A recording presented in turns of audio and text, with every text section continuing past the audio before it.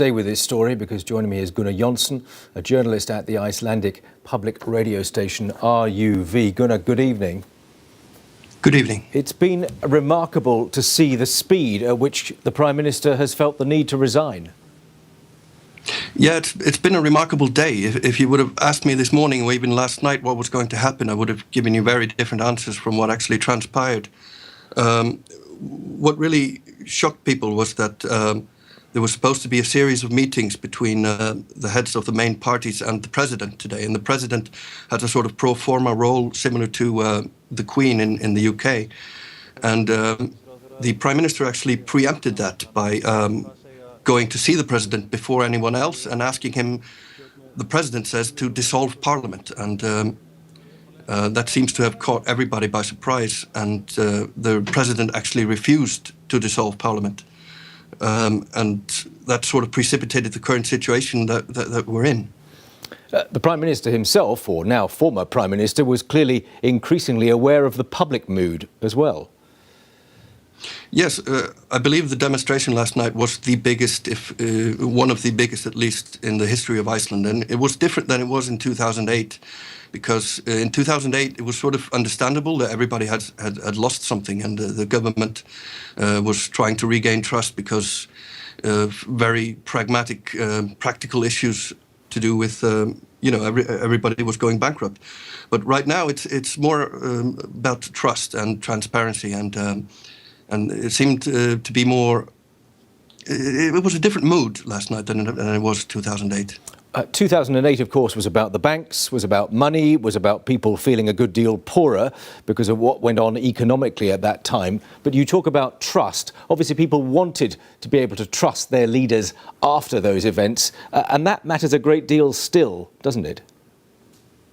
It does, and there's this sort of feeling that, if he of all people could have been involved in this, then who else was, and what else hasn't actually changed that we've been told has changed.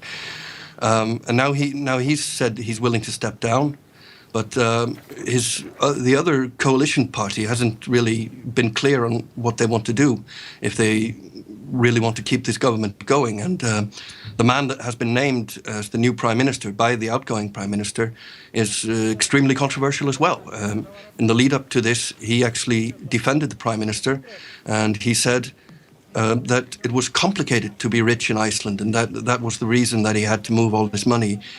And he was asked, is it all right to have money in tax havens? And he said, well, you've got to keep it somewhere.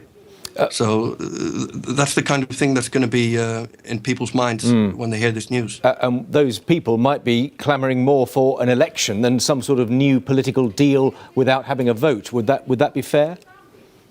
Exactly. A lot of people were active on social media today saying, we were not calling for a slight reshuffle in the cabinet. We were calling for elections and a new mandate, which obviously has not been provided by this move.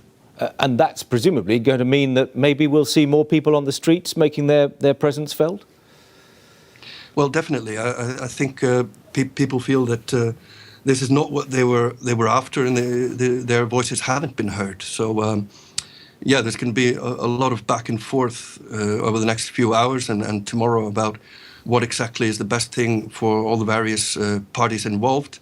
It's very complicated to stage elections with such a short time that we have. It would only be 45 days from the dissolution of Parliament. And, the Pirate Party, which has a lead in the polls, actually isn't prepared for elections. They don't have enough people to put forward. They would have to scramble. And so even the opposition is not quite sure that they're ready for an election. Very good to hear your thoughts. Gunnar Jonsson there in Reykjavik, journalist at the Icelandic public radio station RUV.